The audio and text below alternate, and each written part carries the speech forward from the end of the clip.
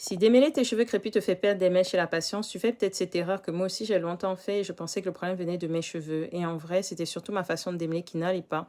Je démêlais au doigt ou alors avec un peigne à dents larges en pensant éviter ainsi la casse. Et ce que j'oubliais, c'est que je me laissais des nœuds dans les cheveux qui allaient me causer d'autres soucis plus tard et donc causer donc la casse par exemple. Et j'ai beaucoup perdu en volume au fil des années et en longueur aussi.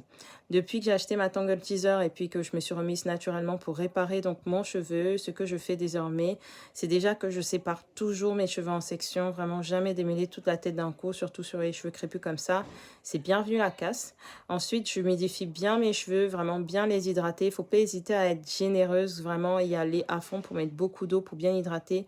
J'ajoute également donc une huile végétale quand je fais mon soin avant shampoing, donc un bain d'huile ou alors un masque ou un après-shampoing si je fais mon démêlage après shampoing. Et donc, c'est uniquement après cela que je passe donc ma Tangle Teaser sur le cheveu.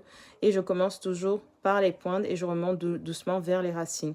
Et surtout, je ne force jamais quand ça bloque. Ça veut dire qu'il y a un nœud. Je vais le chercher doucement et je le défais avant d'avancer. Le but, ce n'est pas d'avoir zéro chute. Les cheveux tombent naturellement, donc on ne peut pas l'éviter. Mais ici, c'est vraiment de réduire la casse autant que possible et d'apporter plus de douceur à nos cheveux. Alors, tu es plutôt team démêlage avant ou après le shampoing? Dis-moi en commentaire. Salut!